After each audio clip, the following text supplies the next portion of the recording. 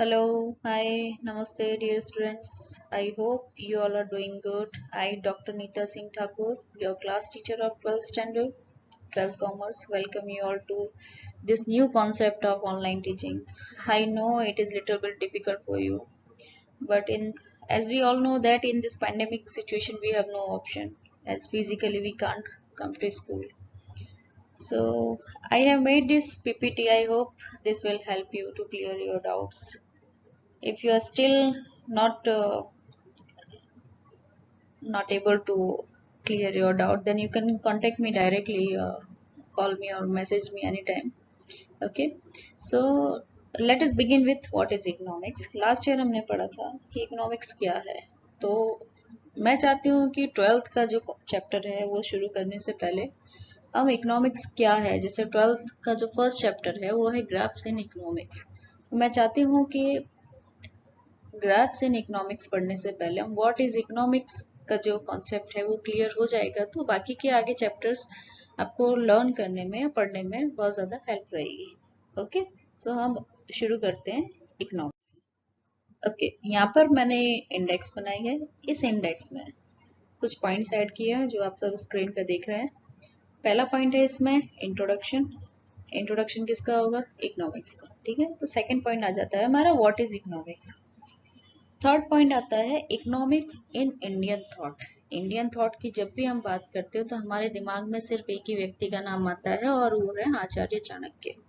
ठीक है, नेक्स्ट जो पॉइंट है उसमें आता है development of economics as a science in west. जब भी हम वेस्ट की बात करते हैं तो नीचे आपको ये नाम दिए गए हैं, जिसमें पहला है एडम स्मिथ, दूसरा है अल्फ्रेड मार्शल, तीसरा है लियोनेल रॉबिन्स और चौथा है पॉल सैमुअलसन। ओके, नेक्स्ट हम बात करें तो economic activity and non economic activity. ये शायद आप लोग इस टॉपिक में ज़्यादा इंटरेस्टेड थे, मुझे याद है लास्ट ईयर। ठीक है, इसके बारे में डिटेल में हम आगे की स्लाइड में देखेंगे। नेक्स्ट जो पॉइंट है हमारा वो है micro economics and macro economics, जिसमें आप सब थोड़े से ज़्यादा कंफ्यूज होते हैं कि माइक्रो क्या है, मैक्रो क्या है। तो ये आगे की स्लाइड्स में मैं आपको डिटेल में समझाऊंगी। ठीक है, so let us begin. What is economics? Economics है क्या एक्चुअली में? रेवेन्यू है, फाइनेंस है, इन्फ्लेशन है, इंडस्ट्री है, करेंसी है, डेबिट है, क्रेडिट है, डिपॉजिट है, साइंस है, फाइनेंस है। क्या है इकोनॉमिक्स? ठीक है, तो अब हम देखते हैं नेक्स्ट स्लाइड में। इकोनॉमिक्स, जिसे हम हिंदी में जानते हैं अर्थशास्त्र के नाम से। जब भी हम न्यूज़ चैनल देखते हैं या कोई भी सोशल मीडिया की वेबसाइट देखते हैं या न्यूज़पेपर में पढ़ते हैं तो हमारे सामने दो शब्द आते हैं। एक आता है अर्थशास्त्र और दूसरा आता है अर्थव्यवस्था। ठीक है, अर्थशास्त्र को इंग्लिश में हम बोलते हैं इकोनॉमिक्स और अर्थव्यवस्था को बोलते हैं हम इकोनॉमी। अब मैं आपको ये क्लियर कर देना चाहती हूँ कि इकोनॉमी अलग है और इकोनॉमिक्स अलग है। जब तक हम इकोनॉमिक्स नहीं समझेंगे तब तक हमें इकोनॉमी समझ में आएगी नहीं। ठीक है, तो इकोनॉमी हम बाद में नेक्स्ट टॉपिक में जब भी आएगी तब हम पढ़ेंगे। अभी फिलहाल अर्थशास्त्र क्या है या इकोनॉमिक्स क्या है वो हम पढ़ेंगे। अब ये अर्थशास्त्र वर्ड कहाँ से आया? ठीक है, तो the word economics in Indian thought is अर्थशास्त्र which is derived from Sanskrit word। ये ध्यान रखना, ये एमसीक्यू में एक क्वेश्चन पूछा जाता है कि अर्थशास्त्र वर्ड कहाँ से आया और किस वर्ड से आया। तो यहाँ पे ये वर्ड आएगा संस्कृत वर्ड। ओके, तो ये एक एमसीक्यू के लिए आप ये ध्यान रखना संस्कृत वर्ड से। ठीक है, यहाँ पे एक आपका 1 मार्क का क्वेश्चन तैयार हो गया। दूसरी हम बात करें तो इसका एक डेफिनेशन आता है कि अर्थशास्त्र इन संस्कृत मीन्स। अर्थशास्त्र का संस्कृत में मीनिंग क्या होता है? ओके, तो उसकी हम बात करें तो द साइंस ऑफ बेनिफिट्स और पर्पस इन प्रैक्टिकल लाइफ। एक ऐसा विज्ञान जो हमारी प्रैक्टिकल लाइफ में हमें लाभ सीधे सीधे पहुंचाता हो। ठीक है, सिंपल और साधारण सा मीनिंग ये है। अब नंबर 3 जो थर्ड नंबर का जो क्वेश्चन आता है, ये भी 1 मार्क में आपको पूछा जाता है कि the English word economics is derived from the Greek word economicals. Okay, कि इकोनॉमिक्स वर्ड कहाँ से आया है। पहला जो मैंने बात की थी इसकी, ये था कि अर्थशास्त्र कहाँ से आया है। दूसरा था कि अर्थशास्त्र का संस्कृत में मीनिंग क्या है। ठीक है, अब तीसरे की हम बात करें तो हम बात करेंगे इकोनॉमिक्स जो वर्ड है वो कहाँ से आया है। तो एक ग्रीक वर्ड है ओइकोनॉमिकोस, जिस वहां से आया है, जिसमें ओइकोस का मतलब होता है हाउस होल्ड्स और नोमोस का मतलब होता है मैनेजमेंट। मतलब हाउस होल्ड्स को मैनेज करने की जो रीत है उसे हम क्या जानते हैं, इकोनॉमिक्स के नाम से जानते हैं। Means in short economics means management of house holds. Okay, next, अब इसे और डिटेल में तीन व्यक्तियों ने समझा है। ठीक है, अब वो तीन व्यक्ति कौन कौन से थे, एडम स्मिथ, मार्शल रॉबिन्स और सैमुअलसन। ओके, अब इन्होंने अलग अलग डेफिनेशन दिया है कि according to Adam Smith the scripture of money is called economics. Marshall कहते हैं कि economics is the study of man's behaviour. Okay, एक मनी की बात करते हैं, एक मैंस बिहेवियर की बात करते हैं। थर्ड हम बात करें रॉबिन्स की, तो वो क्या कहते हैं कि economics is a science that studies the relation between human behaviour and it's needs, desires and the alternative use of available resources. Okay, तो तीन लोग हैं, तीनों लोगों ने अपनी अलग अलग डेफिनेशन दी। ओके, अब जब भी हम इकोनॉमिक्स पढ़ते हैं तो हमारे सामने कई सारी प्रॉब्लम्स आती हैं। ओके, अब प्रॉब्लम्स में सबसे पहले क्या आता है कि व्हाट टू प्रोड्यूस, क्या हमें प्रोड्यूस करना है। हाउ मच टू प्रोड्यूस, कितना प्रोड्यूस करना है। तीसरा आता है फॉर whom टू प्रोड्यूस, किसके लिए प्रोड्यूस करना है। प्रोड्यूस करना मतलब बनाना या उसका बोलते हैं ना उत्पादन करना इन हिंदी। अब हम बात करें तो economics helps in understanding and analyzing the above problems। Economics जो है वो हमें ये तीन प्रॉब्लम समझने में हेल्प करता है कि हमें क्या प्रोड्यूस करना है, कितना प्रोड्यूस करना है और किसके लिए प्रोड्यूस करना है। ये तीन बातें हमें कौन सिखाता है, economics. Okay, economics in Indian thought. Indian thought की हम बात करें तो the history of Indian culture is almost more than 5000 years old. अगर हम इंडियन कल्चर की हम बात करें तो हमारा जो कल्चर है वो लगभग 5000 साल से भी ज्यादा पुराना है। और ये फिलोसॉफी काफी बोलते ना कि बहुत लंबे समय से वो फिलोसॉफी हम सबके जीवन में काम कर रही है। और हमारी जो इंडियन फिलोसॉफी है वो हमें अ वे ऑफ लाइफ मतलब जीवन जीने का तरीका सिखाती है एक तरीके से। ठीक है, उन्हीं जीवन जीने के तरीके में से एक जो पॉइंट आया था हमारे सामने लास्ट ईयर की जो टेक्स्ट बुक थी उसमें था दी फोर पुरुषार्थस, कि हमारे इंडियन जो कल्चर है उसमें चार पुरुषार्थ काम करते हैं, जिसमें पहला था धर्म, दूसरा था अर्थ, तीसरा था काम और चौथा था मोक्ष। ओके, धर्म की हम बात करें तो धर्म हमें क्या सिखाता है। धर्म मीन्स राइटेनियस लॉज और duty. It deals with moral values, means क्या करना चाहिए क्या नहीं करना चाहिए, ये हमें कौन टीच करता है, धर्म। अर्थ की हम बात करें तो इसका डायरेक्टली और इनडायरेक्टली हमारी वेल्थ या प्रॉपर्टी से रिलेशन है। ओके, तो पहला काम क्या है हमारा धर्म, दूसरा क्या है अर्थ, तीसरा kama. Kama means pleasure, it deals with psychological values. Okay, next आता है मोक्ष। हम धर्म अर्थ और काम किस लिए करते हैं, मोक्ष के लिए। मोक्ष means liberation, it deals with spiritual values. Okay, तो इस तरीके से हमने चार पुरुषार्थ देखे। पहला था धर्म, दूसरा अर्थ, तीसरा काम और चौथा मोक्ष। ओके, अब हम बात करते हैं इंडियन इकोनॉमी की। मीन्स कि जो इंडियन थॉट्स की हम बात करें तो सीधा सीधा क्रेडिट जाता है कौटिल्य को। अर्थशास्त्र लगभग हमारे पास 2500 साल पहले ही आ गया था। किसकी देन है, कौटिल्य की, जिन्हें हम किस नाम से जानते हैं, चाणक्य के नाम से। ये भी आपको एक एमसीक्यू में पूछ सकते हैं क्वेश्चन। ठीक है, उन्होंने अपनी बुक अर्थशास्त्र लिखी, जिसकी वजह से शायद अब अभी हम अर्थशास्त्र पढ़ रहे हैं। उनके हिसाब से the purpose of economic activity undertaken by a state and society. Economics एक ऐसी एक्टिविटी है जो स्टेट और सोसाइटी दोनों के द्वारा की जाती है। ओके, नेक्स्ट अब हम बात करें वेस्ट की। ठीक है, तो वेस्ट की हम बात करें तो Greek philosopher Aristotle gave his views on economics in his book Oikonomika. Greek philosopher थे एरिस्टोटल, उन्होंने अपनी एक बुक लिखी ओइकोनॉमिका। अब ये ओइकोनॉमिका से ही हमारे पास जो वर्ड आया इकोनॉमिक्स। अब वेस्ट में इकोनॉमिक्स को समझाने में या बुक्स लिखने में या पूरी दुनिया तक इसका प्रचार प्रसार करने में या इकोनॉमिक्स है क्या इसको समझाने में जिन लोगों ने योगदान दिया वो आ गया। इसमें सबसे पहले आते हैं एडम स्मिथ। एडम स्मिथ की हम बात करें तो इन्होंने एक बुक लिखी थी दी वेल्थ ऑफ नेशन। ये भी आपका 1 मार्क का एक एमसीक्यू है। एडम स्मिथ के बारे में हम बात करें तो इन्होंने इकोनॉमिक्स को एक ऐसा विज्ञान बताया जो वेल्थ के साथ डील करता है। ओके, गाइडलाइंस प्रोवाइड करता है किसी सोसाइटी और नेशन को। ठीक है, वेल्थ ऑफ नेशंस को पब्लिश किया गया था 1776 में।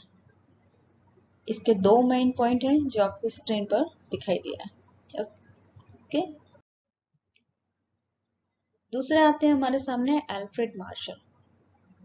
इन्हें father of neo classical economics के नाम से भी जाना जाता है। ओके, फादर ऑफ इकोनॉमिक्स की हम बात करें तो एडम स्मिथ का नाम आता है, और father of new classical economics की हम बात करें तो अल्फ्रेड मार्शल का नाम आता है। ठीक है, इन्होंने एक किताब लिखी द प्रिंसिपल ऑफ इकोनॉमिक्स। ये याद रखना, ये जो मैं अंडरलाइन करते जा रही हूँ ये आपका एमसीक्यू में ये क्वेश्चंस आते हैं। ठीक है, इनके हिसाब से इकोनॉमिक्स क्या है तो economics is the study of mankind in ordinary life, ordinary business of life. Okay, next हम बात करें लियोनेल रॉबिन्स। इन्होंने एक किताब लिखी an essay on nature and significance of economic science in 1932। इनके हिसाब से इकोनॉमिक्स क्या है तो economics is a science that studies human behaviour as a relationship between ends and scarce means which have alternative use. Economics एक ऐसा विज्ञान है जो हमें चीजों को एक से ज्यादा बार हम कैसे यूज कर सकते हैं वो हमें अलग अलग तरीके से सिखाता है। ह्यूमन बिहेवियर हमें बताता है। इन्होंने अलग अलग तरीके से अलग अलग पॉइंट ऑफ व्यू रख के इकोनॉमिक्स को समझाया है, जिसमें ह्यूमन बिहेवियर भी आ गया, रिलेशनशिप आ गया, स्कैर्स मतलब जब भी कोई भी चीज की कमी या बड़ी हो, कमी पड़े, सॉरी, कोई भी चीज की अगर कमी पड़ती है तो जो चीज हमारे पास अवेलेबल है उसमें हम ज्यादा से ज्यादा कैसे यूज कर सकते हैं, मतलब उसका ऑल्टरनेटिव यूज कैसे। ओके, अब हम बात करते हैं पॉल ए सैमुअल्सन की। इनका नाम भी न्यू क्लासिकल थियोरी में आता है। इन्होंने एक बुक लिखी फाउंडेशन ऑफ इकोनॉमिक एनालिसिस, इन्हें नोबेल प्राइज भी मिला 1970 में। इनके हिसाब से इकोनॉमिक्स क्या है तो economics is the study of how people and society end up choosing with और without money. Economics studies human behaviour. इन्होंने भी एक वर्ड पे जोर दिया जो था ह्यूमन बिहेवियर। ओके, नेक्स्ट हम बात करें ह्यूमन एक्टिविटीज। तो ह्यूमन एक्टिविटीज दो तरीके से की जाती है, एक होता है हमारा इकोनॉमिक एक्टिविटी और दूसरा होता है नॉन इकोनॉमिक एक्टिविटी। अब ये दोनों होती क्या है तो इकोनॉमिक एक्टिविटी की हम बात करें तो हिंदी में अगर हम बोले इसको तो पैसे कमाने के उद्देश्य से या लाभ कमाने के उद्देश्य से अगर कोई एक्टिविटी की जाती है जिसका डायरेक्टली और इनडायरेक्टली हमारा जो पर्पस होता है वो पैसा, प्रॉपर्टी या कोई भी एक तरीके का फायदा होता है तो उसे हम बोलेंगे इकोनॉमिक एक्टिविटी। जैसे पीपल वर्क इन फैक्ट्रीज। लोग फैक्ट्री में काम क्यों करते हैं क्योंकि उन्हें फैक्ट्री में काम करने के बदले में पैसे मिलते हैं। Cooking food in restaurant. Restaurant में हम जो लोग खाना बनाते हैं वो फ्री में खाना नहीं बनाते, उन्हें खाना बनाने के बदले में उन्हें क्या मिल रहा है, सैलरी मिल रही है या पैसे मिल रहे हैं। A teacher teaching in a school. Teacher school में क्यों पढ़ा रहा है क्योंकि उसे पढ़ाने के बदले में क्या मिल रहा है, सैलरी मिल रही है। ओके, तो इकोनॉमिक एक्टिविटी की हम बात करें तो इकोनॉमिक एक्टिविटी का मतलब होता है लाभ के उद्देश्य से की जाने वाली कोई भी एक्टिविटी, तो उसे हम क्या बोलेंगे, इकोनॉमिक एक्टिविटी। अब अदर साइड हम बात करें नॉन इकोनॉमिक एक्टिविटी, तो ऐसी इकोनॉमिक जो नॉन इकोनॉमिक एक्टिविटी होती है उसका पर्पस जो होता है वो सेवा का होता है, जिसमें आपको पैसे अर्न नहीं करने पड़ते। जैसे आप रिसेंट एग्जांपल आपके सामने कोविड-19 का है, ठीक है। कोविड-19 में बहुत सारी ऐसी संस्थाएं हैं, बहुत सारे ऐसे लोग हैं जो लोगों की मदद कर रहे हैं। अब मदद करने के बदले में वो उनसे पैसे नहीं ले रहे हैं, वो अपने, जैसे आपको यहाँ सामने एग्जांपल में दिया गया है कि सिंपैथी, पैट्रियटिज्म, या अपने इमोशनल और साइकोलॉजिकल बॉन्ड की वजह से या नीड की वजह से वो लोगों की मदद करते हैं, ठीक है।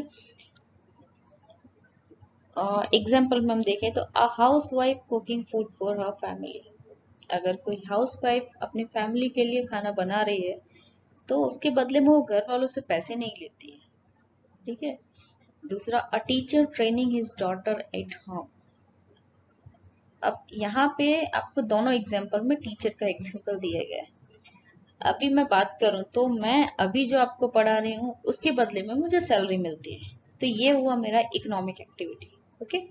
लेकिन यही चीज अगर मैं अपने बच्चे को घर पे पढ़ा रही हूँ या उसे कुछ सिखा रही हूँ तो उसके बदले में मुझे कोई सैलरी नहीं मिलता, तो यहाँ पे ये हो जाता है मेरा non economic activity, okay. Okay, next. अब हम बात करें ब्रांचेस ऑफ इकोनॉमिक्स की, तो टोटल 8 तरीके के हम इकोनॉमिक्स पढ़ते हैं, जो ब्रांचेस बोला जाता है इकोनॉमिक्स का। ये सब हम बाद में पढ़ेंगे डिटेल में। फिलहाल जो हमारे पास है हमारे सब्जेक्ट में जो टॉपिक है वो है micro economics and macro economics, okay. वो हम देखते हैं नेक्स्ट। अब इकोनॉमिक्स की हम बात करें तो इकोनॉमिक्स दो टाइप के हम देखते हैं, पहला आता है माइक्रो इकोनॉमिक्स, दूसरा आता है मैक्रो इकोनॉमिक्स। मुझे I remember you all were little confused